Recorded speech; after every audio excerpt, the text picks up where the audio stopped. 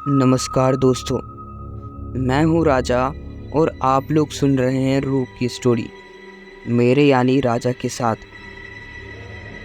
हमारे बड़े बुजुर्ग हमेशा मना करते हैं कि रात को अकेले किसी सुनसान जगह या कब्रिस्तान शमशान के रास्ते से मत जाओ, क्योंकि उन्होंने हमसे ज़्यादा दुनिया देखी है और इंटरनेट पर भी इतनी कहानियाँ किसे नहीं हैं जितने उनके पास हैं। मैं सच्ची घटनाओं के बारे में बात कर रहा हूँ, बाकी बनावटी तो ये पूरी दुनिया है। बात करें तो एक बड़ी खौफनाक शक्ति है जो जीनों में पाई जाती है। शैतान का मतलब सिर्फ एक चीज़ के बारे में नहीं है, वो शक्ति जो नेगेटिव है, वो हर चीज़ शैतानी दायरे में आती है। और इन्हीं सब शैतानों में से एक शैतान है घुल।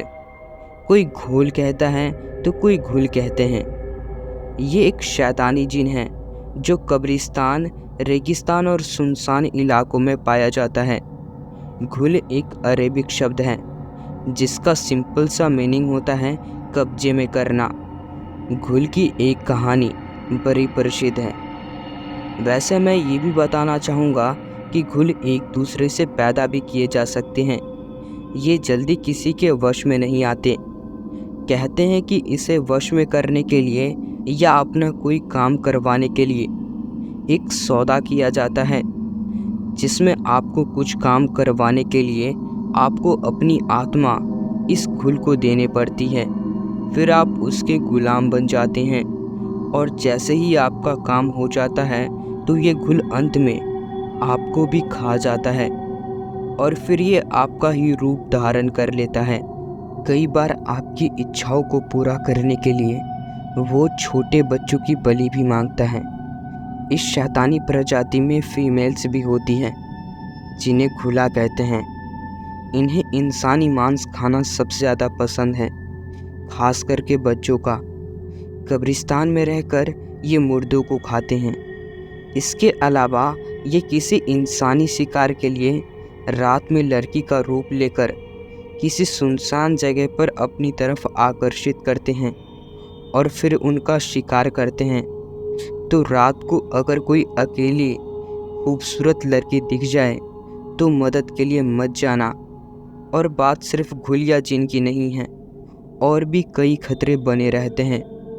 एक कहानी है 1991 में जब गल्फ युद्ध हुआ था। उस लड़ाई में जब अमेरिका और सऊदी अरेबिया मिलकर इराक के खिलाफ बहुत सारे ऑपरेशन कर रहे थे, तब एक ऑपरेशन था ऑपरेशन डेजर्ट स्टोन, जिसमें 2 यूनिट थे, एक अमेरिकन यूनिट और एक Saudi Arabia unit. Saudi unit में कुल 35 लोग थे जो रेगिस्तान से होते हुए आगे बढ़ रहे थे। रास्ते में एक तूफान आता है जिसमें ये दोनों यूनिट अलग हो जाती हैं। सऊदी यूनिट जो अमेरिकन यूनिट से अलग हुई थी, वो इस तूफान से बचने के लिए कोई जगह देखते हैं। तभी इस यूनिट को एक टेंपल नज़र आता है और उस यूनिट से यही गलती हो जाती है। वो यूनिट इसमें चली जाती हैं और वो टेंपल घुल का था। घुल वहाँ बैठकर अपने शैतान की पूजा कर रहे थे और इन लोगों को देखते ही वो सारे घुल इन पर हमला कर देते हैं। उन्हें बुरी तरह से चीर फाड़ के खा जाते हैं। उनके शरीर का कोई मांस नहीं छोड़ते। तूफान थमने के बाद अमेरिकन यूनिट जब सऊदी अरेबिया यूनिट को कांटेक्ट करने की कोशिश करते हैं, लेकिन सिग्नल कोई नहीं मिलता। फिर ये लोग सऊदी अरेबिया की यूनिट का जो लास्ट GPS लोकेशन शो किया हुआ था वहाँ चले जाते हैं और वहाँ जाके देखते हैं कि बस लाशें ही लाशें पड़ी हुई हैं जिनमें कोई मांस नहीं है और उनकी हड्डियाँ भी बहुत बुरी तरह से टूटी पड़ी थी। ऐसा लग रहा था जैसे इन सैनिकों को मार के खा लिया हो। ये सब देखकर अमेरिकन यूनिट बहुत परेशान हो जाती हैं और सऊदी अथॉरिटीज़ से जब इसके बारे में पूछती हैं कि ये काम तो किसी जानवर का नहीं हो सकता। 35 सैनिक जो कि हथियारों से लैस हैं उनको मारना इतना भी आसान नहीं है। फिर सऊदी अथॉरिटीज़ में से कुछ लोग बताते हैं कि ये काम किसी घुल का है जो एक किस्म का शैतानी जिन है और वो रेगिस्तान में पाया जाता है। आप लोग वहाँ से निकल जाएं, अपनी बेस पर चले जाएं तो ये अच्छा होगा। एक अमेरिकन सीनियर सैनिक जो इस यूनिट का हिस्सा थे, उन्होंने सब अपनी आंखों से देखा था जो वहाँ का नज़ारा था, और इस बात में कोई शंका नहीं कि इंसानों के अलावा भी बहुत कुछ है हमारी धरती पर। अभी तो मैंने बस एक सच्ची घटना के बारे में जिक्र किया है, ऐसी कई कहानियाँ हैं और उन्हीं में से एक कहानी मुझसे अब्दुल ने शेयर किया है, तो उन्हीं के तरीके से ये कहानी आपको सुनाता हूँ। मुझे जिन जिन्नातों के बारे में पढ़ना हमेशा से रोमांचित करता रहा है। मेरा एक दोस्त था सलमान, उसे भी ये सारे शौक़ थे। मेरे अम्मी अबू रात को घर से बाहर निकलने के लिए मना करते थे। मैं 20 साल का हो चुका था, पर वहीं सलमान पर ऐसी कोई बंदिशें नहीं थी।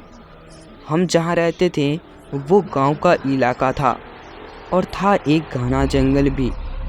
उस जंगल में एक कब्रिस्तान था जिसके आसपास जाने की दिन में भी किसी की हिम्मत नहीं होती थी। एक दिन सलमान मेरे घर आया। उसने उस दिन मुझे घुल के बारे में बताया। उसने बताया कि घुल जिन सबसे ज़्यादा खतरनाक होते हैं और ये कब्रिस्तान में पाए जाते हैं। वो इंसानों को खाना ज़्यादा पसंद करते हैं और अगर किसी इंसान की एक बूंद खून को भी पी ले या उसकी गंध सूंघ ले तो वो उसे मारे बिना नहीं छोड़ते। सलमान ने ये भी बताया कि घुल दिखने में भी बहुत ज़्यादा खतरनाक और भयानक होते हैं। पता नहीं उस दिन वो मुझे ये सब क्यों बता रहा था। इसके अगले दिन ही मेरे अब्बू ने मुझे सख्त हिदायत दी थी कि शाम होने के बाद घर के बाहर नहीं जाना। उन्होंने ऐसा इसलिए कहा था क्योंकि उन्हें अम्मी के साथ किसी काम से दूसरे गांव में किसी रिश्तेदार के यहाँ जाना था और मैंने उनकी बात सुनकर के भी अनसुनी कर दी थी। अम्मी अब्बू एक दिन के लिए वहाँ रुकने वाले थे। उनके जाने के बाद मेरा भी मन हुआ उस कब्रिस्तान को देख के आने का। तब मैंने सलमान को घर बुलाया और कहा कि चले। उसने पहले तो सोचा कि क्या जाना सही है, वहाँ जंगली जानवरों का खतरा भी बहुत है। मैंने कहा कि अपने साथ कुछ लेकर चलेंगे यार, जिससे खुद को बचा सके। सलमान इस बात से एक्साइटेड था, जैसे कि मानो पहले से ही सोच के आया हो कुछ इस बारे में, और हम दोनों वहाँ के लिए निकल पड़े। उस रात अंधेरा काफ़ी ज़्यादा ही था, चांद भी नज़र नहीं आ रहा था। जंगल के अंदर से जंगली जानवरों की आवाज़ें आ रही थी और उन आवाज़ों के साथ कुछ ऐसी आवाज़ें भी थी जो बहुत अलग थी। सलमान मुझसे कहता है कि चल थोड़ा और आगे चलते हैं। वैसे तो मुझे ये सब करना और इस चीज़ के बारे में पढ़ना बहुत अच्छा लगता था, पर उस रात मैं बहुत ज़्यादा नर्वस था और डरा हुआ था। मैंने सलमान को पूछा, अच्छा सलमान, ये बता घुल जिन को हम देखेंगे कैसे? क्या कोई पहचान है उसकी? सलमान बोलता है कि रुक, मैं कुछ करता हूँ। बात करते करते हम लोग जंगल के काफ़ी अंदर तक आ गए थे, जहाँ वो कब्रिस्तान था। सलमान ने अपने बैग से एक चाकू निकाला और उस चाकू से अपने हथेली पर थोड़ा सा कट लगा दिया और उसके हाथ से कुछ खून की बूंदें वहाँ पर टपक जाती हैं उस कब्रिस्तान वाली जगह पर। मैंने कहा कि ये भाई क्या पागलपन है, और इतना कहते ही उसके खून की गंध से कब्र से 4 क्रेचर बाहर निकलते हैं और वो हमारे चारों तरफ खड़े हो जाते हैं। दिखने में वो बहुत भयानक लग रहे थे और उनकी नज़र सलमान पर थी, जिसे वो गुस्से में देख रहे थे। इतने में उन्होंने गुर्राना शुरू कर दिया। उन चारों को देखकर हमारी हालत ख़राब हो चुकी थी। सलमान इशारों ही इशारों में कहता है कि ये चारों घुल जिन हैं। और हम पीछे हटना शुरू करते हैं। धीरे धीरे धीरे धीरे जैसे ही हम उसके घेरे से बाहर निकलते हैं, हम भागने लगे और वो चारों भी हमारे पीछे भाग रहे थे। उनके चिल्लाने की आवाज़ वहाँ गूंज रही थी, बड़ी भयानक सी थी वो आवाज़। बिल्कुल हमारे पीछे थे वो चारों। सलमान ने भागते हुए वो चाकू मेरे हाथों में पकड़ा दिया और इतने में ही उन चारों ने सलमान पर हमला कर दिया। मैं डरा हुआ था, पर अपने दोस्त को ऐसे होते हुए नहीं देख सकता था। मैंने उनमें से किसी एक पर चाकू से वार करना शुरू कर दिया, मगर उस पर कोई असर नहीं हुआ। तब उनमें से एक ने मुझे उठाकर दूर पटक दिया। मैं कब्रिस्तान के बाहर जा गिरा। सलमान मुझे वहां से जाने के लिए बोल रहा था। इतने में ही घुल ने अपनी नुकीली दांत उसके शरीर में गाड़ दिए और वो सारे घुल उसे नोच नोच कर खाने लगे। सलमान की चीख से वो जंगल गूंज रहा था। मैं वहां से भागा और तब तक भागता रहा जब तक घर नहीं पहुंच गया। मैंने सबसे पहले अपने अब्बू को फ़ोन किया और उन्हें सारी बातें बताईं। अब्बू ने मुझे दिलासा दिया कि सुबह जल्दी वो घर आ जाएंगे और फिर वो मुझसे बात करेंगे। मैं बुरी तरह से डरा हुआ था। रात भर मेरे दिमाग में घुल की डरावनी शक्लें घूमती रही। सलमान की चीख मेरे कानों में गूंज रही थी। वो रात जैसे तैसे कटी। मैं सो नहीं पाया। अगली सुबह अब्बू भी जल्दी आ गए और फिर अब्बू मेरे साथ उस कब्रिस्तान में गए। वहाँ कुछ पुलिस वाले और सलमान के अम्मी अब्बू पहले से ही थे। उसकी अम्मी बहुत रो रही थी। जब मैंने सलमान को देखा तो मेरे भी होश उड़ गए। मैंने देखा कि उसका शरीर बहुत बुरी तरह से नोचा हुआ था। जगह जगह से उसके शरीर का मांस गायब था, हड्डियां टूटी पड़ी थी और ये देखते ही मैं बेहोश हो गया। जब मुझे होश आया तब मैंने अब्बू से सलमान के बारे में पूछा। तब उन्होंने बताया कि पुलिस ने किसी जानवर का हमला बोलकर इस केस को बंद कर दिया।